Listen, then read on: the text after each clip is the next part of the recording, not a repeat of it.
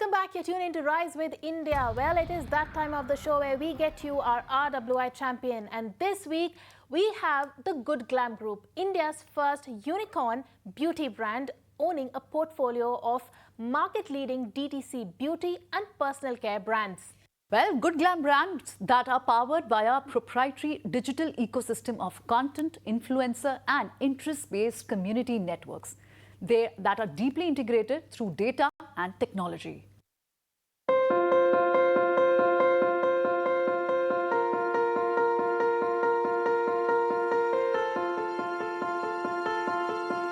Founded in September 2021 by Darpan Sanghvi, Priyanka Gill and Naya Sagi, the Good Glamm Group is South Asia's first D2C beauty brand unicorn. It is backed by marquee investors such as the global PE firm Warburg Pincus and global beauty brand L'Occitane, Axel and Amazon. The Good Glamm Group is divided into three divisions: the Good Brand Company, the Good Media Company and the Good Creator Company. The beauty brands include My Glam, The Moms Co, Sirona, Organic Harvest, Scent Botanica and Win Beauty by Serena Williams. Driving commerce for the brands are their content platform, comprising Pop Exco, Scoop Whoop, Miss Malini and Baby Chakra, which are among South Asia's largest digital media companies. Additionally, the group has also created the Good Creator Company app, which is one of the world's largest influencer platform, tracking 1.5 million influencers and creators. And well, today we are joined by one of the co-founders of the Good Glamm Group, Darpan Sanghvi. Hi Darpan, welcome to ET Now. You are a Rise with India champion and thank you so much for joining us and taking the time out. Well, Darpan, tell us your company, it is based on the three C's: content, creators, commerce. What convinced you that, this structure would be profitable, because given the fact that before 2017, you had started, out with an on-demand beauty service at home, which, failed to really make a mark?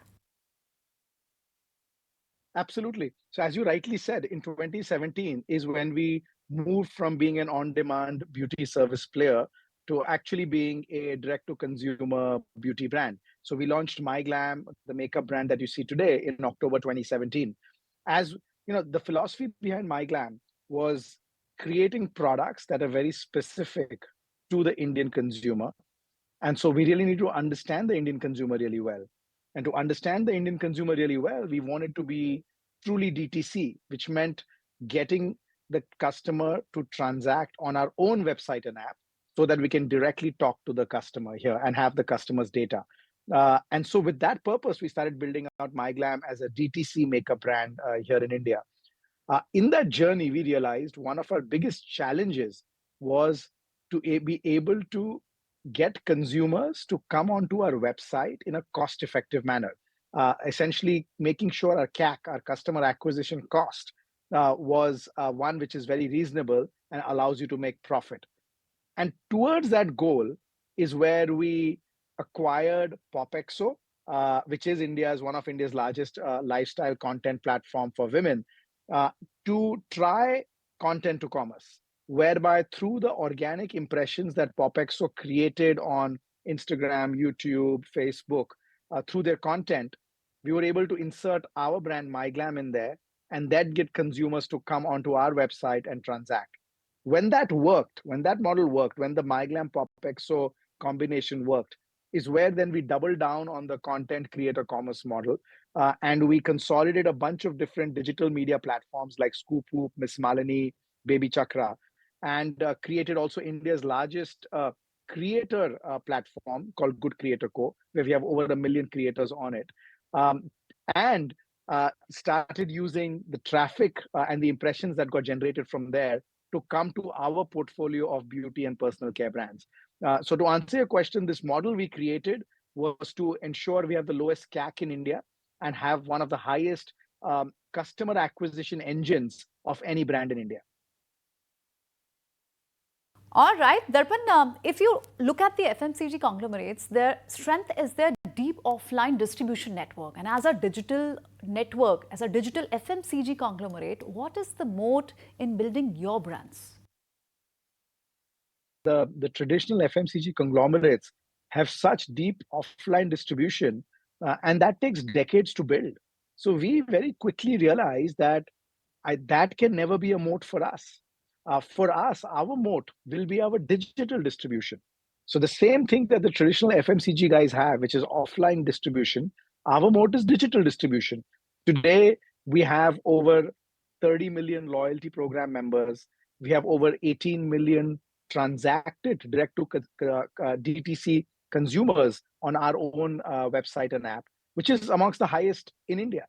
Here, we acquire nearly 500,000 new customers a month on our own website and app here. So uh, through our creators, we are, I think we're generating close to 2 billion monthly impressions organically on social media. So our sort of moat is the fact that we have deep digital distribution. And, so it starts with the 70 million social media followers we have, goes to the 150 million monthly active users we have, which are generating about 2 billion monthly impressions for us. And of course, the over a million plus creators that we have on our Good Creator Core platform. All of that is what led to 18 million plus transacting customers on our website and app, and making Good Glamm one of the largest digital customer acquisition engine companies in India. Right. That will tell us, during COVID, there were many DTC homegrown brands that came into being. Now, beauty industry is a fairly cluttered space within the Indian beauty market as well. In fact, McKinsey forecasts the beauty industry to touch around $580 billion in size by 2027. How do you differentiate yourself in this fairly commoditized market? So, one thing I beg to differ is that I don't believe the beauty market is cluttered at all. If you look at India, we actually have the fewest brands in every category of beauty than most of the markets in the world. If you'll go to the West, or if you'll go to the Middle East, or even if you go to Southeast Asia, in every category, there is significantly more number of brands than there are in India. India has been traditionally a brand-starved country.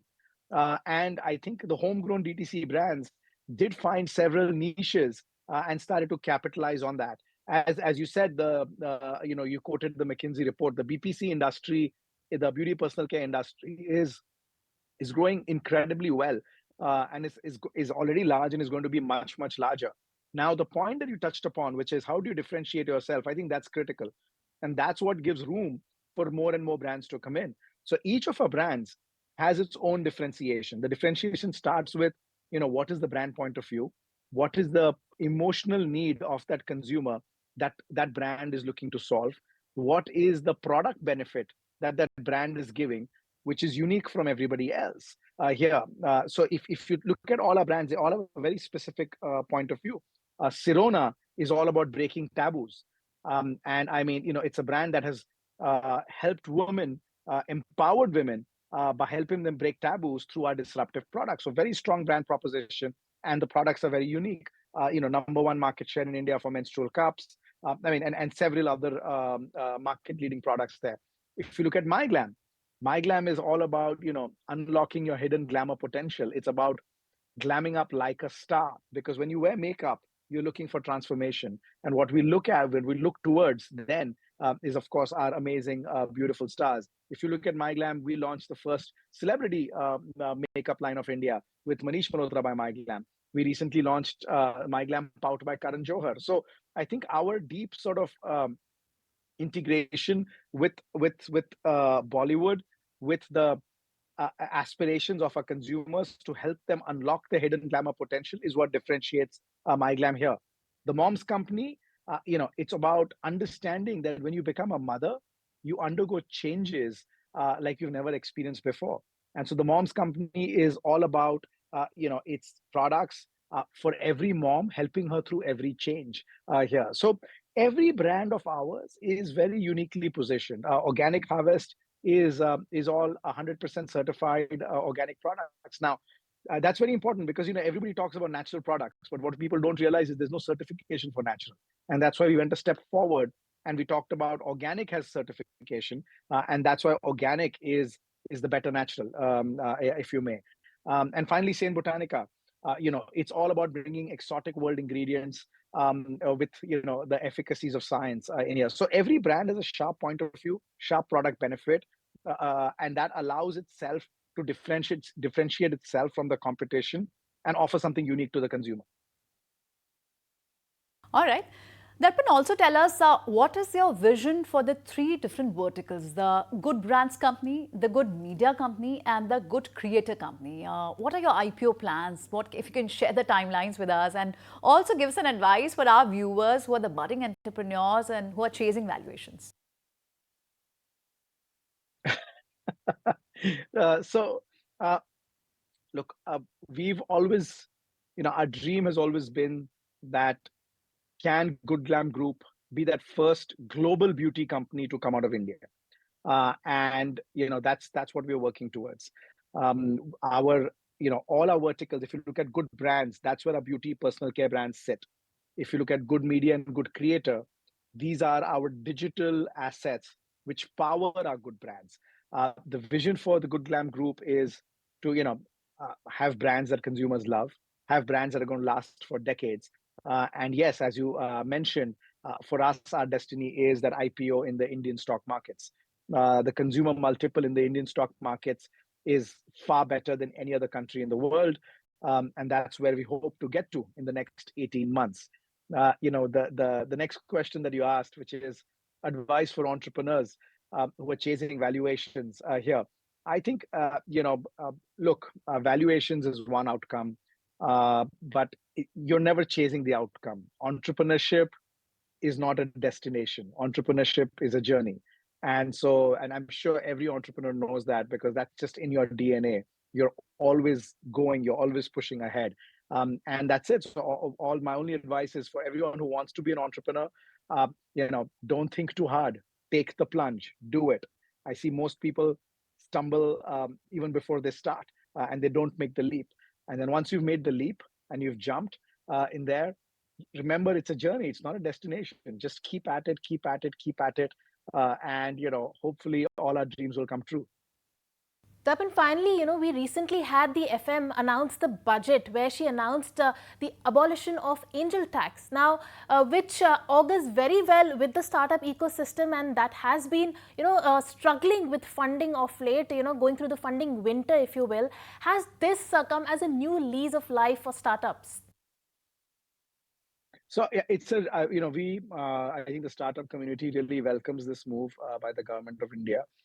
I think the abolition of the angel tax is a relief to investors and to entrepreneurs both. It also gives a lot of peace of mind to entrepreneurs. We are, none of us want to, be in any kind of defiance of the tax man. And so knowing that this is no longer a sword in your head and you can raise equity capital freely without having to worry about that, I think is fantastic for an entrepreneur's peace of mind and from an investor standpoint. Look, I don't think the abolition of the angel tax is going to change funding winter. The funding winter came about due to certain macro reasons and also due to startups focusing too much on growth, myself included, and not enough on profitability here.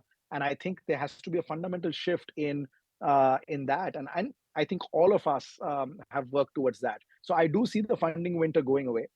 I do see where at the end of it, I hope, spring and summer is around the corner here. But it's only around the corner for folks who've been able to get their business models, in a way where they are getting to profitability. I think, hoping for the funding summer very, very soon. All right, thanks very much, Darpan, for speaking to us and taking out time to speak to us today. You are truly a RWI champion. And well, with that, it's a wrap on this edition of Rise with India. Priyanka and I will take your leave, but we'll see you next week with some more interesting stories and our RWI champion. If you like this video, then like, share and subscribe to ET Now.